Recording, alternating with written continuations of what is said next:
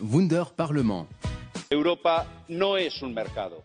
Les 60 000 demandeurs d'asile. L'événement historique le plus important. In questa situazione particolare. Summit of world leaders in politics. A new start for Europe. Lumea justiției astăzi. Wunder Parlement.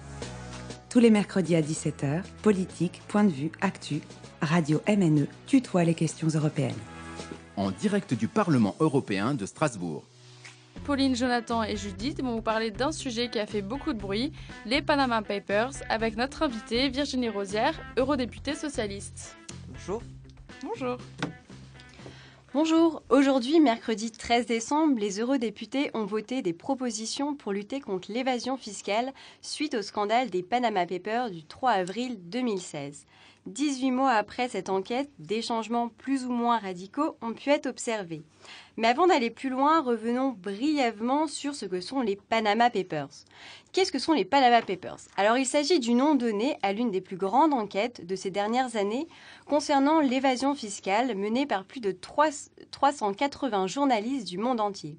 Les Panama Papers, c'est 11 millions de documents concernant plus de 200 000 sociétés écrans créées par le cabinet d'avocats Mossack Fonseca, spécialiste du montage de financement. Pour rappel, les sociétés écrans sont des sociétés fictives qui permettent de cacher des transactions financières. Toutes ces sociétés ont permis à des milliers de personnes, comme des sportifs, des hommes d'affaires ou encore des hommes politiques, d'échapper à l'impôt. Mossack Fonseca, c'est quoi exactement ?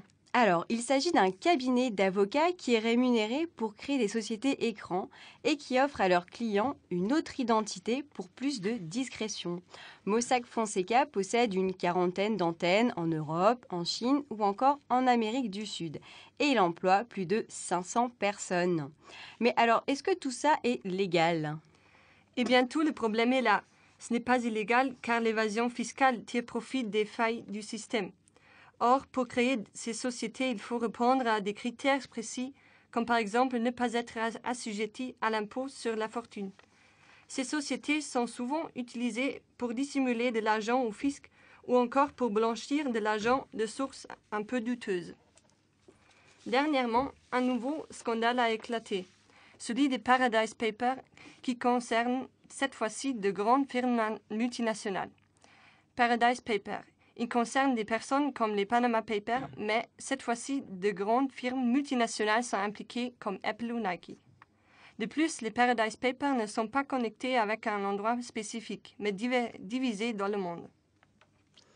Alors, nous avons le plaisir de recevoir Virginie Rosière, eurodéputée du groupe de l'Alliance progressiste des socialistes et des démocrates au Parlement européen. Merci et merci de votre présence et bonjour. Alors, durant ce vote, une majorité a approuvé les recommandations, dont une meilleure transparence sur le système fiscal. En d'autres termes, ça signifie quoi ? C'est effectivement, donc aujourd'hui on votait les conclusions d'une commission d'enquête, la commission dite PANA, qui a été créée après justement les révélations sur les Panama Papers. Juste pour donner un peu le contexte, c'est pas le premier scandale d'évasion fiscale qu'on a, c'est pas la première commission qui se crée. On a d'abord eu le scandale LuxLeaks qui a conduit à une commission spéciale sur ces sujets-là, qui s'est prolongée dans les Panama Papers. Donc là, c'est le vote de ces conclusions. On a pas mal de recommandations ambitieuses, effectivement. Vous avez parlé de transparence. C'est un des sujets sur lesquels on a voulu faire des recommandations. Vous avez souligné que c'était un cabinet d'avocats qui était à l'origine des révélations sur les Panama Papers. Ça montre bien donc qu'on a un rôle un petit peu opaque, on va dire, et en tout cas discutable d'un certain nombre de conseils des entreprises, ou des particuliers d'ailleurs, qui vont du conseil en fiscalité, en même temps à la certification des comptes. Et donc on a une confusion autour de tous ces rôles-là. Et donc nous, ce qu'on demande en particulier, c'est qu'on renforce l'encadrement des intermédiaires financiers, qu'on ne se contente pas de règles de déontologie auto-émises ou auto-établies par la profession, mais qu'on ait des règles strictes, qu'on sépare bien aussi les activités. les activités d'audit, c'est-à-dire qui qui vérifient la sincérité des comptes, et puis les activités de conseil qui justement elles vont essayer d'expliquer comment on peut contourner tout ça. Donc ça c'est vraiment, et puis avec aussi une question de responsabilité de ces intermédiaires, parce qu'aujourd'hui c'est les entreprises qui sont mises en cause, mais possiblement si on y arrive, ou les particuliers. Mais quelque part, les conseilleurs ne sont pas les payeurs et ne sont pas mis devant ces responsabilités-là, alors qu'ils ont un vrai rôle, une vraie complicité dans justement ces mécanismes d'évitement, d'évasion, voire de fraude fiscale. Donc c'est un des points forts, effectivement, de notre rapport. Mais si c'est des recommandations, comment on les applique ? Après, ça demande qu'on mette en place des législations, des lois. Pour l'Union européenne, on appelle ça des directives ou des règlements. C'est un mécanisme un petit peu plus compliqué, puisque je ne sais pas si vous avez une bonne vision des institutions européennes. Un petit rappel pour ceux qui n'ont peut-être plus ça en tête. Ouais, on a, un peu comme dans toutes les démocraties avancées, on a d'un côté un exécutif, un gouvernement, qui est dans la mise en œuvre, dans l'action publique. Et puis vous avez à côté 2 co-législateurs qui sont là pour définir les lois. Ça part du principe de séparation des pouvoirs. Vous avez une institution, en l'occurrence 2, c'est le Sénat et l'Assemblée en France, qui définissent les lois, qui définissent les règles, et une autre entité indépendante, le pouvoir exécutif, qui est chargé de les appliquer. Néanmoins, on a quand même une articulation entre les deux, et en général, c'est le pouvoir exécutif qui a l'initiative, qu'on appelle l'initiative législative, c'est-à-dire que c'est lui qui va décider de proposer un texte. Et bon, pour nous, c'est la Commission européenne. Donc là, le Parlement est dans son rôle quelque part de représentant des citoyens, d'enceinte politique, pour se saisir d'un sujet et dire, attendez, nous, on a mené une commission d'enquête, justement, de manière indépendante, pour voir comment sont mises en œuvre aujourd'hui et comment fonctionnent les règles. Quelles sont les règles et comment elles fonctionnent, comment elles sont appliquées en matière de fiscalité, d'identifier les problèmes et de dire, voilà, on considère qu'il y a des problèmes, on considère que les solutions pour ces problèmes, c'est ça. Et maintenant, on met ça sur la table, et c'est à la Commission européenne de faire des propositions. Alors, je sais que on a l'impression parfois que les choses n'avancent pas très vite, qu'il ne se passe pas grand-chose. Je voudrais quand même, là aussi, nuancer cette vision-là. On a pas mal avancé depuis 3 ans. En fait, en 3 ans, je pense qu'on a plus avancé que... beaucoup plus avancé que dans les 10 ans qui ont précédé. Ça vient d'une forme de volontarisme, d'une prise de position très ferme de ce Parlement, comme ça a été le cas, comme je vous le disais, dans les différentes commissions et encore avec les conclusions des Panama Papers. Ça vient aussi des scandales et de la pression de l'opinion publique et des ONG. Et ça aussi, c'est quelque chose de très précieux pour nous. En tant que parlementaires, on est pleinement mobilisés, on joue notre rôle dans le débat public, mais on est encore plus efficace quand on arrive à avoir cette mobilisation conjointe des citoyens, des ONG et puis des politiques. Donc on a eu déjà, si vous voulez, on pourra détailler un certain nombre d'avancées en matière d'évasion, de lutte contre l'évasion fiscale. Là, clairement, le point fort, le point dur qui est dans nos recommandations, c'est cette question des intermédiaires, justement. D'accord. Donc vous nous avez montré que vous avez avancé par rapport aux années d'avant, mais pourquoi certains pays d'Europe ne figurent toujours pas dans cette liste noire des paradis fiscaux ? Ah, ça c'est une vraie question. Vous avez vu qu'il y a une dizaine de jours, on a eu une première liste. Une première.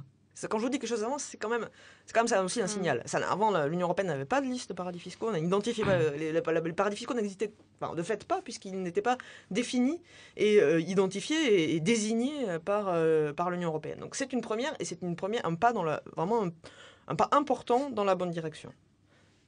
Une fois qu'on a dit ça, on peut quand même regarder ce qu'il y a dans cette liste, et là on se rend compte que bon, c'est un pas, mais il en reste quelques autres à faire. En particulier, on a des pays qu'on aurait attendu de voir dans les paradis fiscaux et qui n'y sont pas. On y a mis la Mongolie, on n'a pas mis le Qatar, par exemple. Bon, je sais pas, peut-être parce que c'est moins embêtant politiquement de mettre en cause la Mongolie que le Qatar. Donc voilà. Et puis, effectivement, dans cette liste, il n'y a pas de pays européens. Et dans le texte qu'on avait voté, nous, en commission, justement, en sortie de commission, avant que ça passe en plénière, parce que là, aujourd'hui, on était avec tout le Parlement représenté, nous, on avait identifié, on a dit, il faut être clair, il faut dire les choses. Il faut identifier aussi les États membres quand ils sont à l'intérieur de l'Union européenne, parce qu'il y a des paradis fiscaux à l'intérieur de l'Union européenne. On en avait identifié 4. Que je vous dise pas de bêtises. On avait identifié le Luxembourg, Malte, Chypre et les Pays-Bas. Ça a été un sujet de controverse. La droite du Parlement ne voulait pas qu'on fasse figurer explicitement dans nos conclusions des pays de l'Union européenne. On a voté l'amendement. C'est un peu ambigu comme concept si l'Union européenne veut lutter contre la fraude fiscale, mais ne veut pas que ces pays membres... Moi, je suis bien d'accord avec vous. C'est pour ça qu'on l'a poussé jusqu'au bout. On a voté ce matin. C'est un crève-cœur. On a perdu à une voix. Donc... je ne vous cache pas que je l'ai encore un petit peu mauvaise. Bon, ça veut dire quand même qu'on est sur des sujets sensibles. On n'est pas loin d'y arriver. On n'a pas réussi ce coup-là. Faut aussi que chacun prenne ses responsabilités politiques. Enfin voilà, c'est quand même quand on est dans une période où on nous explique que la gauche et la droite c'est pas pareil. Là, on avait l'hémicycle coupé en deux et on voit bien qui défend quoi. Donc voilà. On n'a pas réussi ce coup-ci, mais on avance et j'espère au prochain coup. Pensez-vous qu'avec ces recommandations, un autre scandale de ce type pourrait être évité ? On le souhaite. On rend les choses... Ce qui est important, c'est que on rend les choses de plus en plus difficiles pour ceux qui veulent se cacher, pour ceux qui veulent frauder. On n'a pas l'arme absolue, on peut pas effacer... J'aimerais bien vous dire que c'est bon, on a la solution, comme à l'époque, vous vous souvenez Sarkozy, maintenant les paradis fiscaux c'est fini. Bon, on voit ce qu'il en est, donc je vais pas vous raconter des histoires comme ça. Ce qu'on fait, c'est qu'on rend les choses plus difficiles, on explique aussi que c'est pas légitime. Et à partir du moment où c'est pas légitime, il faut faire en sorte que ce soit pas légal. Et si c'est pas légal, ça veut dire que si vous allez essayer de frauder le fisc ou d'évader le fisc, du coup vous êtes responsable et vous en supportez les conséquences et possiblement vous en supportez des sanctions. Donc c'est ça tout notre travail. Et c'est aussi arriver, parce que au-delà des règles et des lois, c'est aussi arriver à mettre sous tension tous les États membres pour qu'ils travaillent tous dans le même sens et pour qu'on sorte d'une logique quand même qui a beaucoup plombé l'Union européenne, qui a beaucoup priver les citoyens du financement d'un certain nombre de politiques publiques, de services publics, du fait de la concurrence des États entre eux. Quand vous voyez que, par exemple, vous avez des sociétés Apple, par exemple, en Irlande, paye sur ses bénéfices 0,01% de taux d'imposition. Quand la PME du coin elle est à 33% d'impôt sur les bénéfices, on se dit qu'il y a quand même un problème. Et donc cette concurrence fiscale, elle fait du mal à tout le monde. C'est de la concurrence déloyale entre les entreprises, ça prend aux petits pour donner aux gros, et ça prive les citoyens de ressources. Donc cette pression politique, elle va aussi servir à mobiliser les services fiscaux des États pour que, plutôt que de travailler en concurrence, ils travaillent en coopération pour essayer d'être le plus efficace possible. Et justement, en parlant de citoyens, une dernière question. Nous, en tant qu'euro-citoyens, est-ce qu'on peut avoir un impact sur tout ça, parce qu'on se sent un peu lésé par rapport à tous ces scandales fiscaux où nous on paye nos impôts et finalement d'autres personnes non. C'est déjà une prise de conscience du fait que en tant que citoyen on a le droit d'avoir un avis et de dire que des choses qu'on trouve pas normales. La mobilisation citoyenne, j'en parlais, par voie de pétition, par l'engagement militant dans des associations, dans des ONG. C'est aussi être un petit peu critique quand vous avez des personnalités qui sont... alors ça s'y prête pas forcément, surtout quand on est en plein hommage et en plein obsèque. Mais bon, il y a quand même des personnalités qui sont des évadés fiscaux notoires. Peut-être qu'il faut avoir ça dans un coin de sa tête et se dire que c'est pas... continuer à pointer du doigt le fait que c'est pas acceptable. Parce que, je sais pas si vous avez vu la campagne d'Oxfam ces derniers temps, j'invite à chercher sur Internet, à aller voir la petite vidéo qu'ils ont faite pour expliquer concrètement, rendre visible concrètement ce que c'est l'évasion fiscale, ce que c'est en moins pour les hôpitaux, pour l'école, pour l'enseignement. Donc ça a des impacts réels et concrets sur notre vie de tous les jours. Et puis vous parlez d'engagement citoyen, moi je voulais quand même mettre aussi le doigt sur des citoyens un peu particuliers qui sont les lanceurs d'alerte. Vous savez que LuxLeaks, c'est 2 salariés qui ont dénoncé ce qui se passait dans leur entreprise, qui en fait était un cabinet de conseil qui montait des mécanismes d'évasion fiscale. Aujourd'hui, c'est eux qui ont été devant le tribunal, c'est eux qui ont été condamnés. Le cabinet de conseil ne l'a pas été, les bénéficiaires de ces mécanismes ne l'ont pas été, et le Luxembourg ne l'a pas été. Donc les seuls qui subissent les conséquences, ce sont justement ces citoyens-là, et moi je pense qu'on doit les protéger. C'est pour ça que dans les Panama Papers, et puis encore plus dans un rapport que moi j'ai défendu au mois d'octobre, on demande une protection des lanceurs d'alerte. Ce sont des vigies citoyennes, ils sont nécessaires à la démocratie, ce sont eux les héros, ce ne sont pas les coupables. Donc on doit vraiment là aussi inverser cette logique et reconnaître cette forme d'engagement citoyen. Très bien. Merci beaucoup en tout cas d'avoir répondu à nos questions, Virginie Rosière. Et donc c'est un long chemin qui attend. On a bien avancé, mais effectivement, on a encore un long chemin devant nous. Merci beaucoup en tout cas. Merci à vous.